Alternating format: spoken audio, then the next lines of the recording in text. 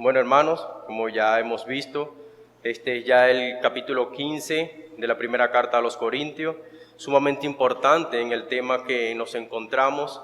La semana pasada vimos hasta el versículo 29 de dicho capítulo, donde se muestra lo que es la resurrección de nuestro Señor Jesucristo. Nuestro hermano le había colocado como título el corazón de la resurrección. Esta semana continuamos desde el verso 29 y yo le he colocado como título la resurrección bajo ataque. De hecho, es el mismo título que se le colocó en el grupo de la iglesia. Un título bastante centrado en lo que es el tema. Entonces le he colocado la resurrección bajo ataque. Lo he estructurado en dos partes. La primera parte lleva como nombre defensa de la resurrección, desde el versículo 29 hasta el versículo 49. Defensa de la resurrección, desde el versículo 29 hasta el versículo 49. Y la segunda estructura lleva como nombre la herencia de la resurrección, desde el versículo 50 hasta el versículo 58. La herencia de la resurrección, desde el versículo 50 hasta el 58. Los niños después le preguntan y no están perdidos. Presten atención para que cuando les pregunte se ganen su premio. Bueno, de esta manera he estructurado este sermón. Lo que está haciendo el apóstol Pablo aquí es algo que a veces hace mucha falta a los hombres, y es hacer que sus mentes funcionen de forma correcta. Es decir, que el hombre pueda comprender lo que está enfrente de él y lo que se le ha formado a él. A veces la mente del ser humano es muy fácil de llevar, y más cuando quizás existe un compincheo entre las personas, las ideas del otro las absorbe, la influencia del otro también es absorbida, pero por lo general siempre absorbemos las cosas malas. Siempre tenemos la tendencia a abrazar las cosas malas de otra persona. Por lo general eso es lo que sucede. Y algo similar es lo que está sucediendo aquí, y Pablo no está dispuesto a que esto siga propagándose dentro de la iglesia, ya que lo que estaban absorbiendo los hermanos de Corintio era algo totalmente antibíblico y algo que ponía en juego una doctrina tan importante, tan esencial para lo que es la iglesia de Cristo. Como dijo Pablo en versículos anteriores, si no hay resurrección, vana es nuestra predicación, es inútil que nosotros estemos en este lugar. Por eso es algo sumamente importante. Entonces Pablo quiere que los corintios aprendan a pensar con firmeza acerca de la resurrección, que tengan un conocimiento claro y fundamentado en lo que es la palabra de Dios, para que no sean movidos de lo que han sido instruidos, en lo que han sido enseñados y de lo que serán parte en el futuro, porque de eso se trata todo esto. Quisiera, hermanos, que leyéramos nuestro pasaje. Dice el apóstol Pablo: de otro modo, ¿qué harán los que se bautizan por los muertos si en ninguna manera los muertos resucitan? ¿Por qué pues se bautizan por los muertos? ¿Y por qué nosotros peligramos a toda hora? Os aseguro, hermanos, por la gloria que de vosotros tengo en nuestro Señor Jesucristo, que cada día muero. Sí, como hombre batallé en Éfeso contra fieras, ¿qué me aprovecha? Si los muertos no resucitan, comamos y bebamos, porque mañana moriremos. No erréis, las malas conversaciones corrompen las buenas costumbres. Velad debidamente y no pequéis, porque algunos no conocen a Dios, para vergüenza vuestra lo digo. Pero dirá alguno: ¿cómo resucitarán los muertos? ¿Con qué cuerpo vendrán? Necio, lo que tú siembras no se vivifica, sino muere antes. Y lo que se siembra no es el cuerpo que ha de salir, sino el grano desnudo, ya sea de trigo o de otro grano. Pero Dios le da el cuerpo como Él quiso, y a cada semilla su propio cuerpo. No toda carne es la misma carne, sino que una carne es la de los hombres, otra carne la de las bestias, otra la de los peces y otra la de las aves. Y hay cuerpos celestiales y cuerpos terrenales, pero una es la gloria de los celestiales y otra la de los terrenales. Una es la gloria del sol, otra la gloria de la luna y otra la gloria de las estrellas, pues una estrella es diferente en gloria. Así también es la resurrección de los muertos. Si siembras en corrupción, resucita en incorrupción.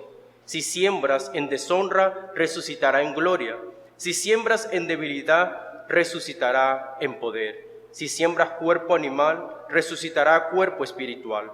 Hay cuerpo animal y hay cuerpo espiritual. Así también está escrito, fue hecho el primer hombre, Adán, alma viviente, el postrer Adán, espíritu vivificante. Mas lo espiritual no es primero, sino lo animal, luego lo espiritual. El primer hombre es de la tierra, terrenal. El segundo hombre, que es el Señor, es del cielo. ¿Cuál el terrenal? Tales también los terrenales. ¿Y cuál el celestial? También los celestiales. Y así como hemos traído la imagen del terrenal, traeremos también la imagen del celestial. Continúa diciendo Pablo, pero esto digo, hermanos, que la carne y la sangre no pueden heredar el reino de Dios, ni la corrupción hereda la incorrupción. He aquí os digo un misterio, no todos dormiremos, pero todos seremos transformados. En un momento, en un abrir y cerrar de ojos, a la final de trompeta, porque se tocará la trompeta y los muertos serán resucitados, incorruptibles, y nosotros seremos transformados. Porque es necesario que esto corruptible se vista de incorrupción y esto mortal se vista de inmortalidad. Y cuando esto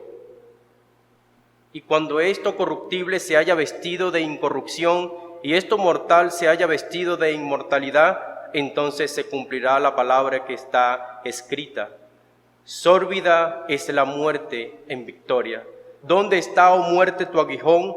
¿Dónde, oh sepulcro, tu victoria? Ya que el aguijón de la muerte es el pecado, y el poder del pecado la ley. Mas gracias sean dadas a Dios, que nos da la victoria por medio de nuestro Señor Jesucristo.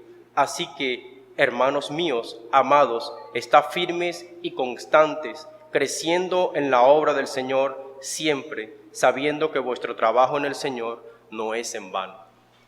Hasta allí es hasta allí llegan nuestros versículos. Vemos lo importante de todas las palabras que Pablo les está enseñando a los hermanos de Corintio. Y vamos a dar inicio con lo que es la defensa de Pablo ante la situación. Quisiera que fuéramos a los primeros versículos, el 29. Allí vamos a ver algo donde Pablo empieza hablando en tercera persona. ¿Por qué lo hace de esta manera? Para continuar identificando el problema. Eso es lo que hace Pablo. Pablo identifica el problema, identifica aquellas personas las cuales están promoviendo de alguna manera que la resurrección de los hermanos que han muerto en Cristo no se llevaría a cabo. Entonces Pablo inicia o continúa el tema de esta manera. Dice, de otro modo, ¿qué harán los que se bautizan por los muertos? Si en ninguna manera los muertos resucitan. Vemos que Pablo dice, de otro modo, ¿qué harán aquellos que se bautizan por los muertos? Es decir, Pablo les está diciendo a aquellas personas que de alguna manera están negando la resurrección de aquellos muertos, pero ¿por qué tú te bautizaste por un muerto? ¿Por qué tú permitiste bautizarte por Cristo si los muertos no resucitan? Entonces vemos que Pablo muestra o deja en claro que estas personas están allí. Por eso él habla en tercera persona y dice, de otro modo, ¿qué harán los que se bautizan por los muertos? Aquellos que han creído la mentira de que los muertos no resucitan, Pablo les dice, si en ninguna manera los muertos resucitan, ¿qué sentido tiene o ha tenido para ti ser bautizado por un muerto si él no resucita? Entonces Pablo allí en ese punto los deja en evidencia y a su vez los confronta por lo que están promoviendo y por lo que están haciendo. Pablo dice, ¿por qué pues se bautizan con los muertos si eso no tiene ningún sentido para ustedes? Pablo dice, ahora habla Pablo en sí mismo, muestra Pablo su ejemplo de lo que él ha estado viviendo bajo la creencia de la resurrección y dice, ¿por qué nosotros peligramos a toda hora? Vemos que Pablo dice, ¿y por qué nosotros peligramos a toda hora? Dice nosotros. Recordemos que Pablo era un predicador que iba de ciudad en ciudad. Ciertamente cuando él llega a Corintio, llega acompañado, predicando lo que es el Evangelio, y de allí continúa acompañado con otros hombres en lo que es la predicación del Evangelio. Él dice, yo he padecido todo esto, y los que están conmigo, ¿por qué lo hemos padecido? Y él les asegura algo. Es lo que dice el verso 31, él dice, os aseguro, hermanos, por la gloria que de vosotros tengo en nuestro Señor Jesucristo, que cada día muero. Hermanos, nosotros, en este trabajo que estamos haciendo de predicar el Evangelio, confiando en la resurrección de nuestro Señor Jesucristo, les aseguro a ustedes que cada día muero, que cada día estoy expuesto a la muerte. ¿Por qué yo hago esto, hermanos? Dice Pablo. Si como hombre batallé en Éfeso contra fieras, ¿qué me aprovecha? Si yo he hecho todo esto simplemente como un hombre que no tengo ninguna confianza, ninguna esperanza en la resurrección, entonces ¿qué provecho voy a sacar yo de esto? ¿Qué voy a obtener yo de esto si en realidad los muertos no resucitan? Es lo que Pablo ahora les dice de forma directa a los hermanos de Corintio. ¿Qué provecho voy a sacar yo si todo lo que he hecho, todo el sufrimiento que he experimentado, lo he hecho en vano? Es decir, Pablo es un hombre que tiene introducido en su corazón esa esencia, esa raíz de lo que es la resurrección. Por eso Pablo defiende esta doctrina a capa y espada, porque él sabe que es esencial, él sabe que lo es todo. Él sabe que el hombre está totalmente condenado y que si no hay algo que lo pueda rescatar a él de ese lugar, entonces no hay nada. No sirve de nada hacer absolutamente nada, como él lo ha mencionado en versos anteriores. Todo lo que ha hecho entonces es en vano. Entonces Pablo dice, ¿qué provecho sacaré yo de todo esto? Si vean todo lo que he experimentado. Dice el mismo versículo, si los muertos no resucitan, comamos y bebamos, porque mañana moriremos. Pablo ahora utiliza un poco de sarcasmo en esto, y no solo eso, sino que introduce también un proverbio que se menciona en el libro de Isaías, y Pablo le dice, bueno, hermanos, hagamos algo sencillo. Si los muertos no resucitan, bueno, comamos y bebamos, porque mañana moriremos. No hay nada que me aferre a hacer las cosas, no hay una esperanza que yo tenga. Bueno, sencillo, comamos y bebamos.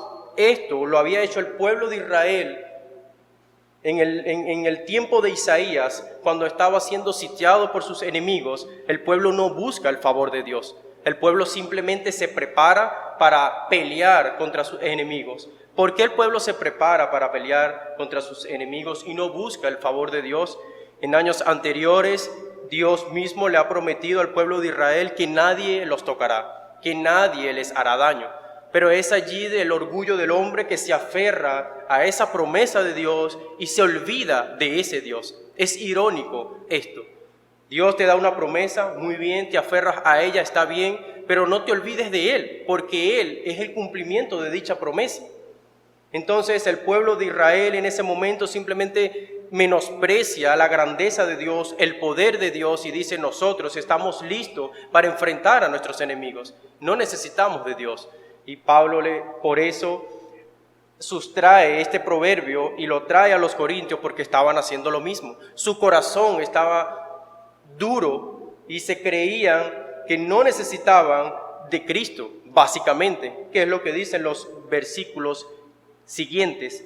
Otras personas a tu alrededor de los corintios les incitaban a creer que era imposible que una persona resucitara. Ellos, al ver y al escuchar esta ideología pagana de la cual ellos también habían salido, estaban menospreciando la resurrección de Cristo. Por eso Pablo enfatiza tanto esto.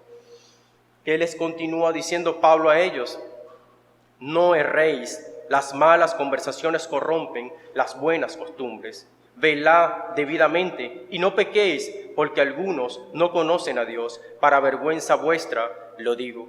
¿Qué le dice Pablo a los corintios? Hermanos, no se equivoquen con las personas con las cuales ustedes están.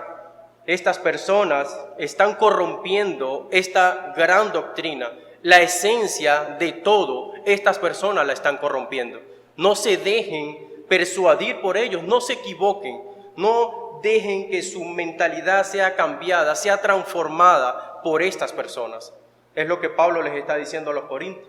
Y hermanos, no es por alegorizar los pasajes o espiritualizar los pasajes, pero hoy en día la mentalidad, la cosmovisión de nuestra sociedad también está siendo movida por lo que está sucediendo en nuestro entorno. Las personas hoy en día viven aterrorizadas por la enfermedad que nos está rodeando. Viven aterrorizados por eso. Prefieren poner creencia, su confianza, ponerla en sí mismo, creyendo que sus métodos los pueden librar de dicha enfermedad. Y eso es falso, hermano. Usted debe colocar su confianza en Cristo, porque Cristo lo puede resucitar a usted entre los muertos. Quizás una persona esté aquí, predique de la resurrección y se retire de este lugar y muera por dicha enfermedad. Esa persona tiene la garantía por su Señor de que resucitará de entre los muertos. Pero ¿qué de aquel que muere sin esa esperanza? ¿Qué de aquel si muere sin ese tesoro en su corazón de que resucitará en aquel día? ¿No se perderá? Claro que se perderá. Por eso Pablo le dice: tengan mucho cuidado de que sus mentes no sean movidas de lo que ustedes han aprendido.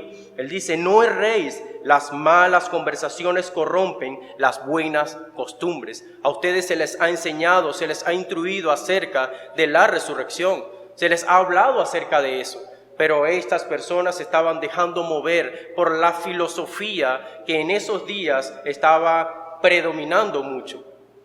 Y es lo que sucede también en nuestros días. Las mentes más poderosas tratan de manipular y controlar a los demás. Pero el creyente no debe dejarse manipular por esta ideología. Debe ser libre porque Cristo lo ha hecho libre. Y la resurrección aún te ha libertado de la muerte y de la condenación eterna. Eso debe estar plasmado en nuestro corazón y en nuestra mente. Dice Pablo, les insta: velad debidamente y no pequéis, porque algunos no conocen a Dios, y para vergüenza vuestra lo digo. Estén atentos, hermanos, y no pequéis. Es un imperativo que utiliza el apóstol Pablo aquí para decirle a ellos que no pequen. Una persona que dice creer en Cristo, pero no cree que sus hermanos resucitarán, básicamente está pecando, te estás apartando de la esencia. ¿Quién hará que esas personas resuciten? Cristo. ¿Quién resucitó de entre los muertos? Cristo es el que resucitó de entre los muertos. Entonces no tiene sentido decir que yo creo en Cristo, pero no creo que mis hermanos también resucitarán. Si es una promesa que Él ha hecho, que Él ha establecido y la ha marcado con su propia vida, con su propia resurrección, siendo Él la primicia de la resurrección.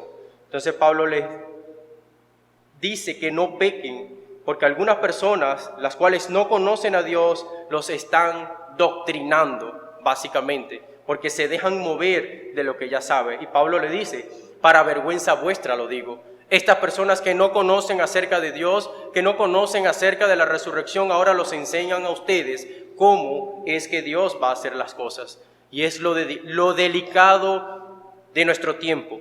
Hoy en día los poderosos, los grandes, nos están diciendo a nosotros qué debemos hacer y qué no debemos hacer.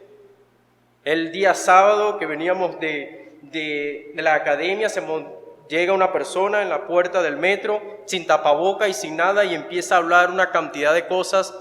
Yo le digo al hermano que está conmigo: todo lo que dice él es verdad, todo. Y él se monta sin tapaboca. El único que no tenía tapaboca era él. Y le aseguro que no era un cristiano. Pero todo lo que decía era verdad. Eso es una manipulación. Y decía algo del tapaboca que era interesante, que ese no es el tema, pero es lo que la mente de otros puede influenciar la mente tuya.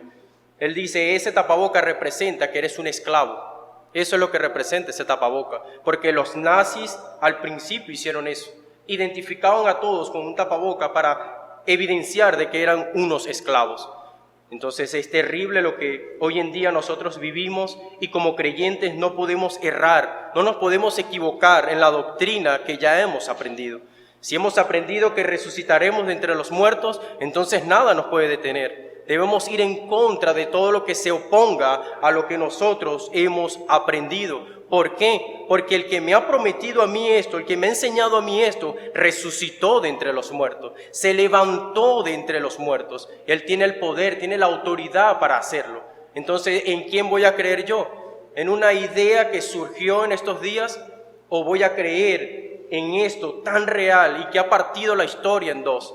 Debo estar firme y confiado en lo que he aprendido. Y es lo que Pablo quiere con los corintios. Y les dice, para vergüenza vuestra digo estas cosas, para que aprendan a refugiarse en su Dios y no en las cosas que le dicen los hombres. Verso 35 dice Pablo, pero dirá alguno, ¿cómo resucitarán los muertos? ¿Con qué cuerpo vendrán? Necio, lo que tú siembras no se vivifica, sino muere antes. Y lo que se siembra no es el cuerpo que ha de salir, sino el grano desnudo, ya sea de trigo o de otro grano. Ahora Pablo hace una pregunta retórica para aquellos que están allí en Corintio. Ellos se harían dicha pregunta por la influencia que ya tienen en sí mismo y dicen, pero dirá alguno, ¿cómo resucitarán los muertos? ¿Cómo será esto posible? La filosofía que corría en ese momento decía cómo un cuerpo hecho polvo, hecho cenizas, va a resucitar. Ellos habían visto a los cristianos morir en la hoguera. Ellos sabían y se corría eso en ese momento de que los quemaban, de que se los echaban a los leones. Y ellos decían, ¿cómo ellos van a resucitar? Díganos cómo ellos van a resucitar. Por eso Pablo ahora acude al proceso natural de una semilla y dice Pablo, necio, lo que tú siembras no se vivifica, sino muere antes. Dice Pablo, y lo que siembras no es el cuerpo que ha de salir, sino el grano desnudo, ya sea de trigo o de otro grano. ¿Qué les dice Pablo aquí? Pablo dice, si yo tomo una semilla y la introduzco en la tierra, esa semilla se va a podrir, se va a desaparecer, pero de allí no es que inmediatamente saldrá otra semilla, sino saldrá una planta. Y luego al final esa planta regresará dicha semilla. Pero ese no es el punto central del ejemplo que Pablo está colocando. Pablo les está diciendo simplemente que esas personas que han muerto, ellos resucitarán, se levantarán de allí como se levanta una semilla de la tierra después que ha muerto. Eso es básicamente lo que Pablo quiere que ellos entiendan con este ejemplo de la naturaleza. Agarras un grano, dice él, cualquiera, de trigo, de maíz, de caraota. A los niños que lo han mandado a hacer esto en sus escuelas, agarran ese granito y lo ponen allí, le echan agua durante 3 días aproximadamente y ustedes ven cómo se rompe el grano y el grano luego desaparece y sale una planta. Eso es lo que sucede y es lo que Pablo quiere que vean los hermanos de Corintio. Y eso es lo que le sucederá a aquellas personas que mueren en Cristo. Serán enterrados, quizás se volverán polvo con los años, pero ellos se levantarán como se levanta una planta. Es lo que Pablo les está enseñando a estos hermanos de Corintio y nos los enseña también a nosotros hoy en día. Esas personas que ustedes ven que son creyentes y mueren y son sepultados, esas personas se van a levantar de allí. Tienen una esperanza, se fueron a ese lugar con una esperanza de que van a levantarse de ese lugar. Por eso Pablo les habla a ellos de esta manera, para que puedan entender y puedan comprender que la resurrección sí se efectuará. Dice Pablo, pero Dios le da el cuerpo como Él quiso, y a cada semilla su propio cuerpo. No toda carne es la misma carne, sino que una carne es la de los hombres, otra carne la de las bestias, y otra la de los peces, y otra la de las aves.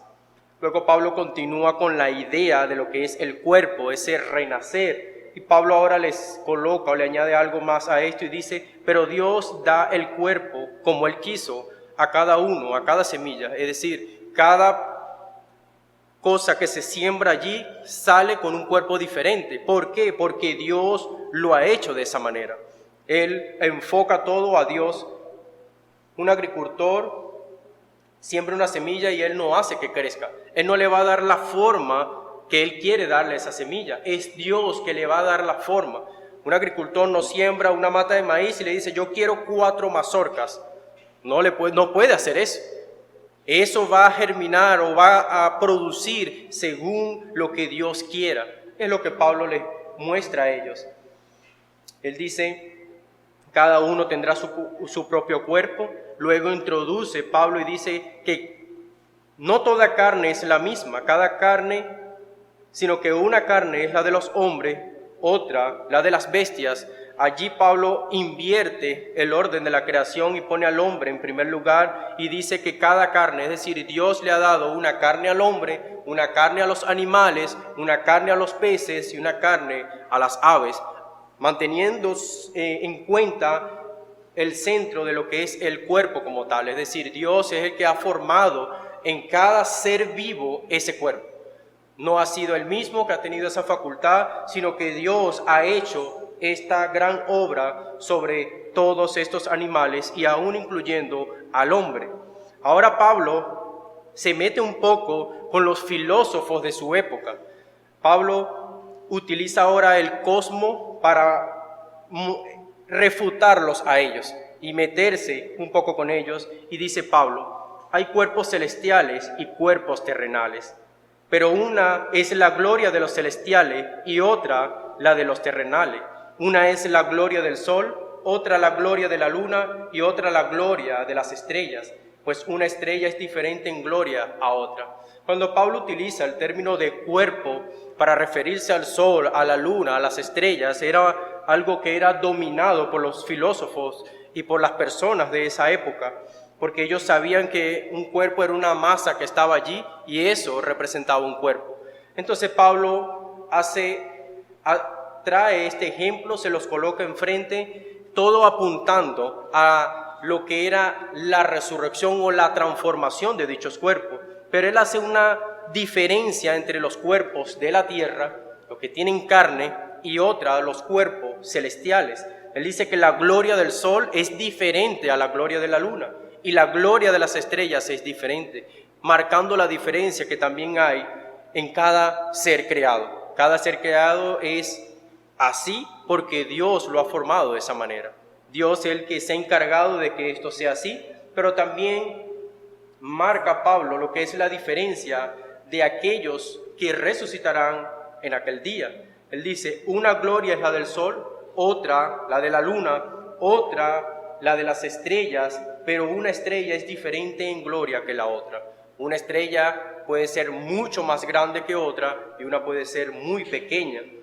Pablo quiere dejarle a los filósofos esto para que piensen, y ahora rápidamente Pablo se introduce al tema de él, el tema en cuestión, continúa defendiendo lo que es el punto central de todo esto y dice Pablo, así también es la resurrección de los muertos.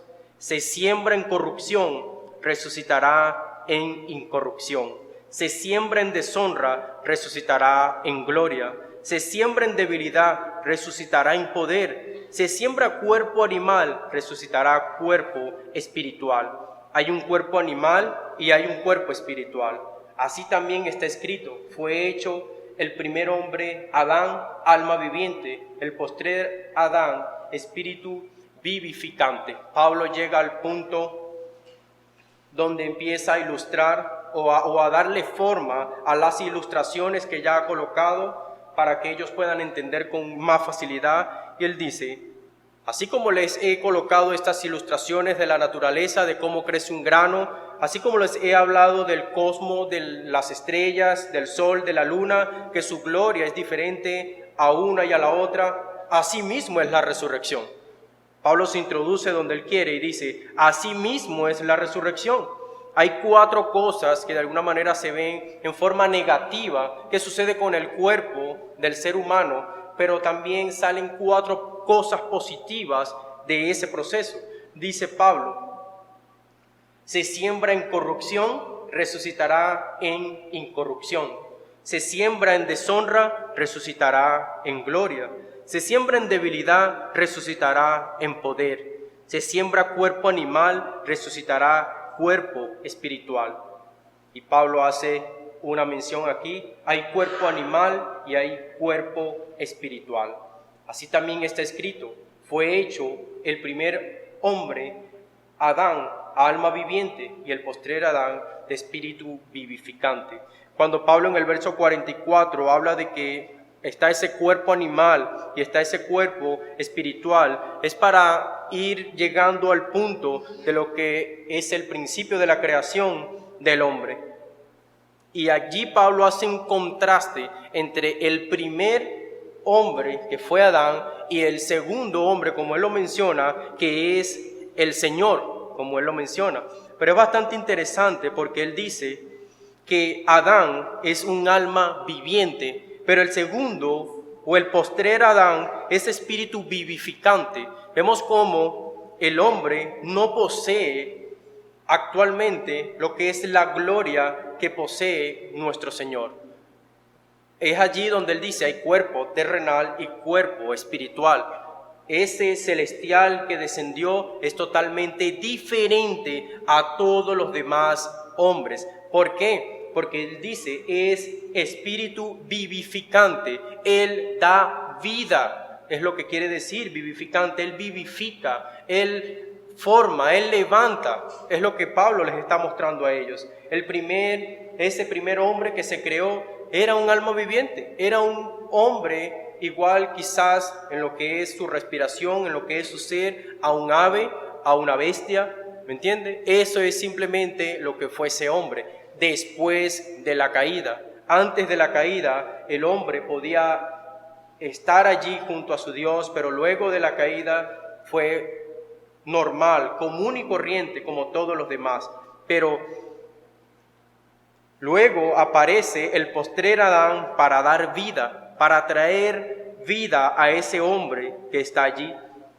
Dice el verso 44: mas lo espiritual no es primero, sino lo animal, luego lo espiritual. El primer hombre es de la tierra, terrenal. El segundo hombre, que es el Señor, es del cielo. ¿Ve la diferencia que marca Pablo aquí? Pablo se los deja muy claro a los hermanos de Corintio. Este hombre, Adán, o todos nosotros, colocándolo de forma general, todos nosotros somos de la tierra, estamos en la tierra, tenemos que morir. A juro tenemos que morir para que pueda haber una transformación, para que pueda haber verdaderamente un cambio en nosotros. Por eso él dice: mas lo espiritual no es primero, sino lo animal, y luego lo espiritual.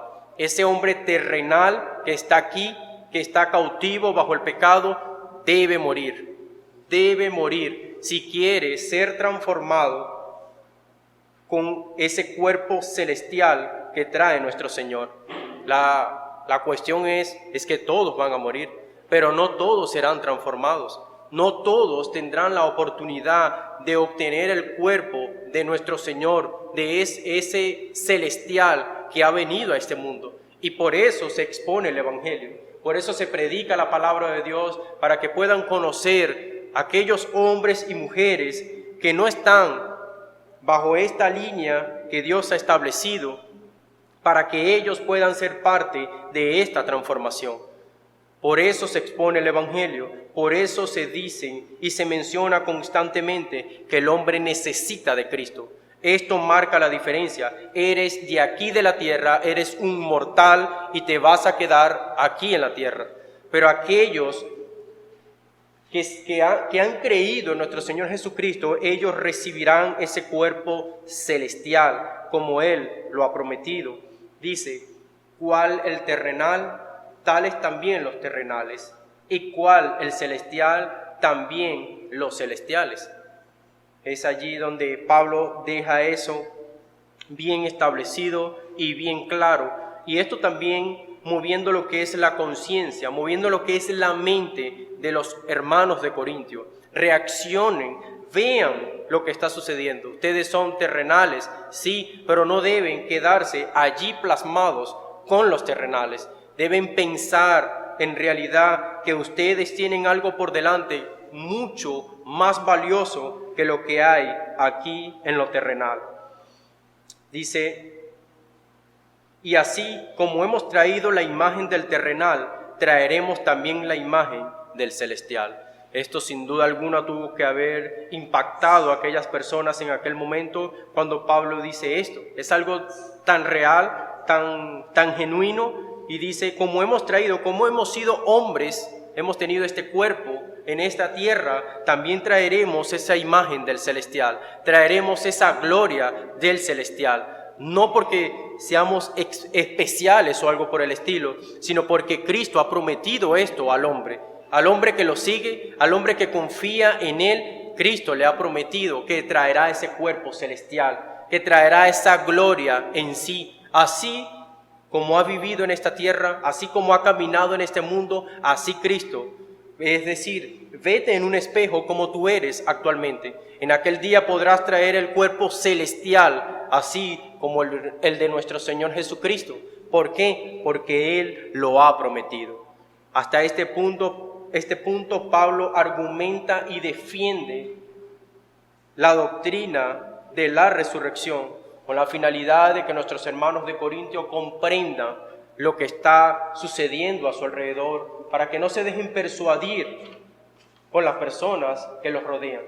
Y de igual manera debemos ser nosotros, no dejarnos persuadir por nadie en este mundo. Nadie debe persuadir nuestra conciencia, nadie debe pervertir la doctrina que tenemos de la resurrección. Esto es una doctrina cardinal, no se discute la doctrina de la resurrección porque es esencia para cada uno de nosotros. Nuestra segunda estructura va desde el versículo 50 al 58, la herencia de la resurrección. Continúa el apóstol Pablo, ahora le va a mostrar, va a nutrir la conciencia de nuestros hermanos de Corintio, porque hay que destacar algo. Ellos, para ese momento, por lo menos hasta que Pablo le envía esta carta a ellos, no tenían quizás en su dominio lo que era ese misterio que Pablo va a mencionar aquí, ese misterio de la resurrección, ese proceso por el cual van a pasar ellos, quizás no lo dominaban en su totalidad, pero Pablo aprovecha esta carta para defender la doctrina y para fortalecer también el conocimiento de nuestros hermanos de Corinto. Dice Pablo, pero esto digo, hermanos, que la carne y la sangre no pueden heredar el reino de Dios, ni la corrupción hereda la incorrupción. ¿Ve cómo Pablo inicia esto? Dice que es imposible que un hombre, cuando se refiere a la carne y a la sangre, se refiere al hombre, a la humanidad como tal, ellos no pueden heredar la incorrupción. ¿Qué sucedió en el huerto del Edén? Adán fue sacado por los ángeles del huerto, porque Dios dijo, no sea que ahora coma del árbol de la vida y viva eternamente siendo un pecador. Fue expulsado de ese lugar por esta razón, cual él no podía heredar la incorrupción. Él debía primero morir para luego poder heredar la incorrupción. Es decir, ya Adán se había convertido en un corrupto, en un pecador, y debía ser exterminado si quería nuevamente tener esa incorrupción en su ser. De allí parte lo que Pablo les empieza o les continúa diciendo a los hermanos de Corintio. Es imposible que la carne y la sangre puedan heredar el reino de Dios, ni la corrupción hereda la incorrupción. Es bastante magistral todo lo que Pablo les está diciendo a ellos y cómo se los dice.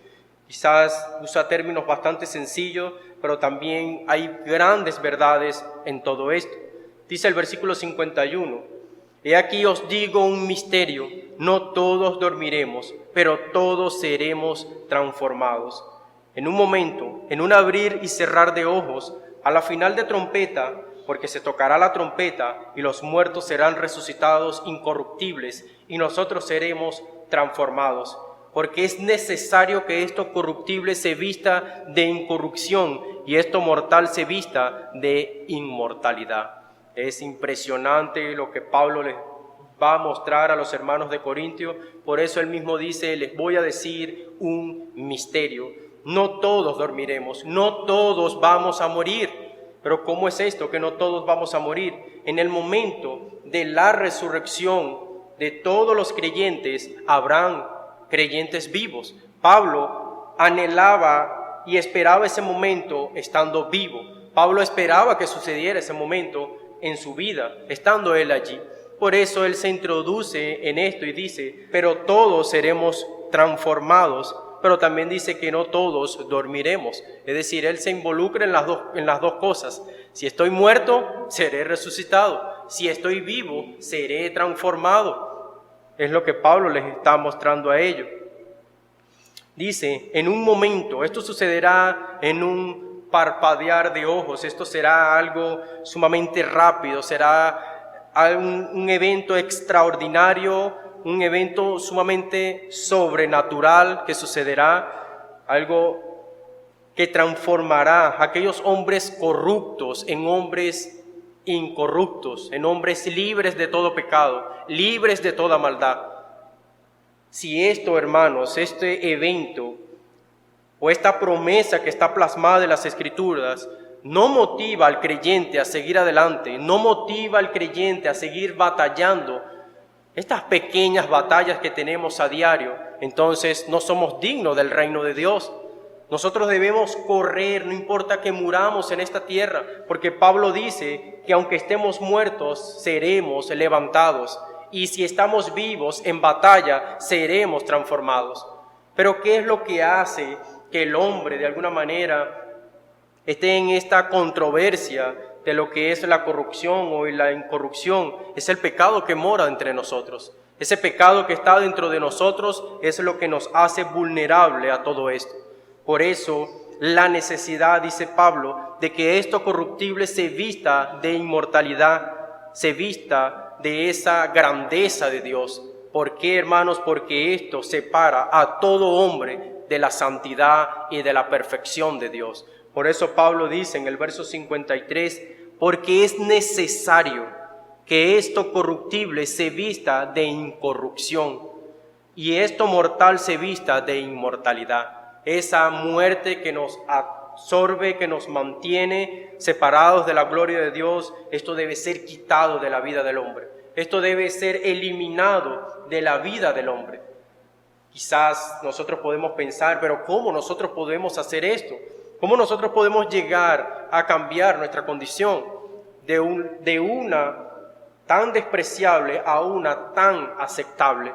Esto, como lo mencionan los versos que vienen, no es obra de nosotros, es obra de nuestro gran Dios. Y dice, y cuando esto corruptible se haya vestido de incorrupción y esto mortal se haya vestido de inmortalidad, entonces se cumplirá la palabra que está escrita, sórbida es la muerte en victoria.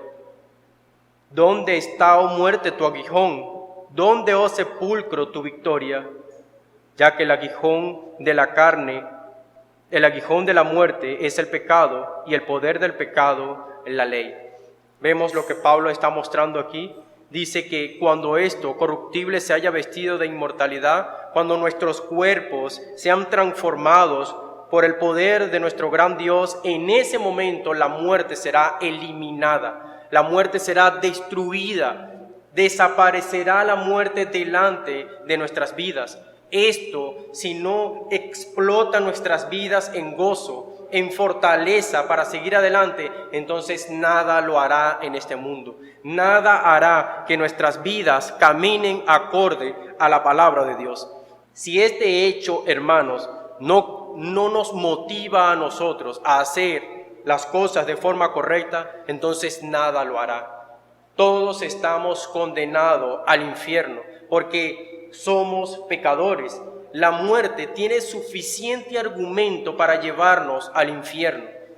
Tiene suficientes argumentos, como lo menciona el versículo 56, cuando Pablo ya ha mostrado la transformación del hombre, él dice, ya que el aguijón de la muerte es el pecado y el poder del pecado, la ley.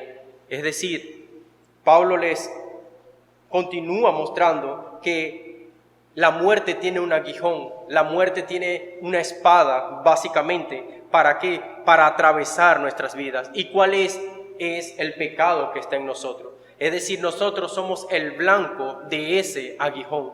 ¿Todos sabes qué es un blanco? Algo que se coloca, se lanza el dardo o se lanza el disparo, se practica el disparo. Nosotros somos ese blanco.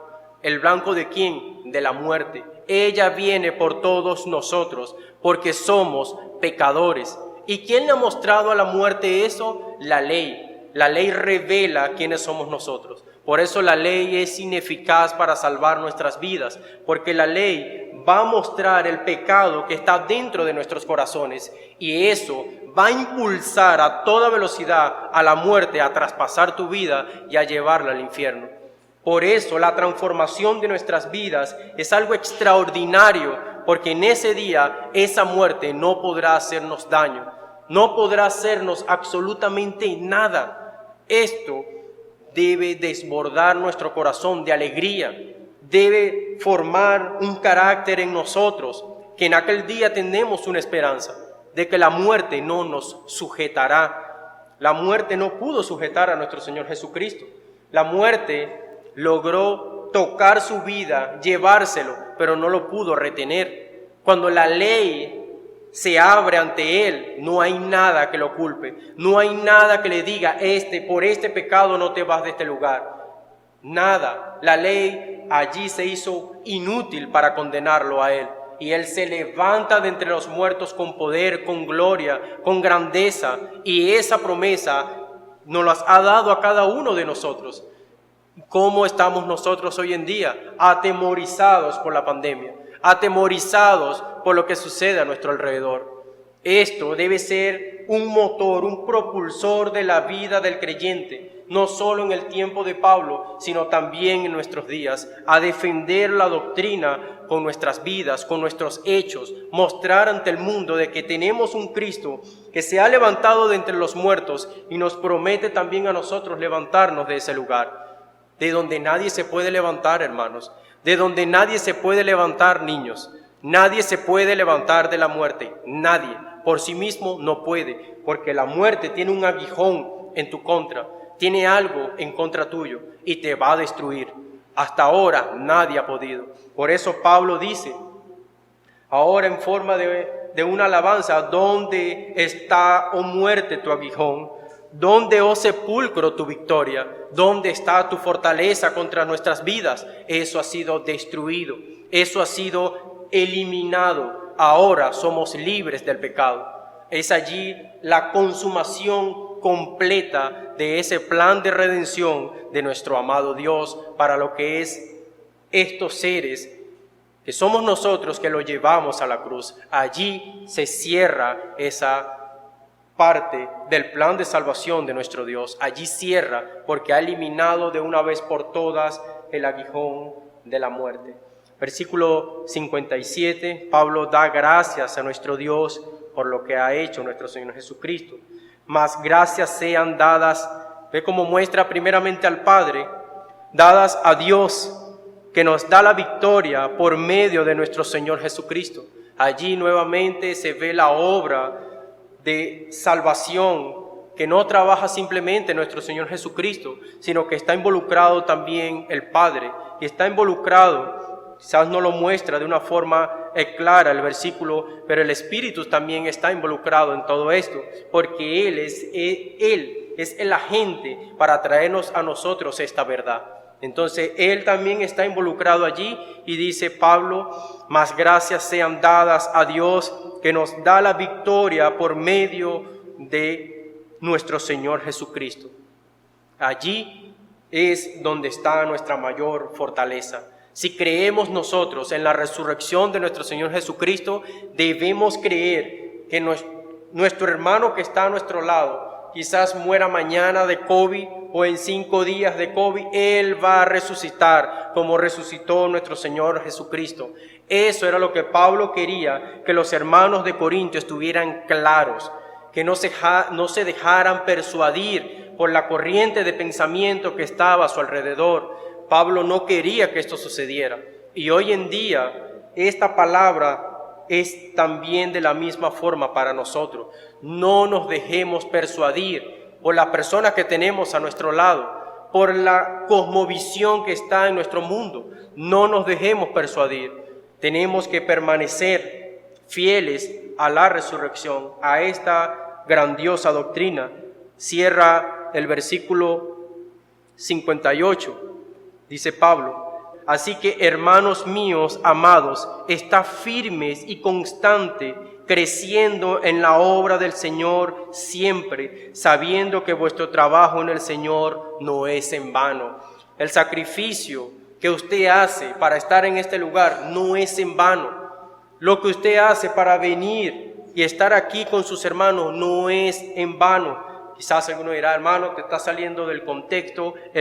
Pablo me está mostrando y me dice que esté firme y creciendo en la obra del Señor, que esté allí permanente, que no me aparte ni a derecha ni a izquierda, que sea fiel, porque ese trabajo, esa pequeña dificultad que puedo tener para estar en este lugar no es en vano, porque detrás de todo esto está mi libertad eterna. Eso es lo que está allí.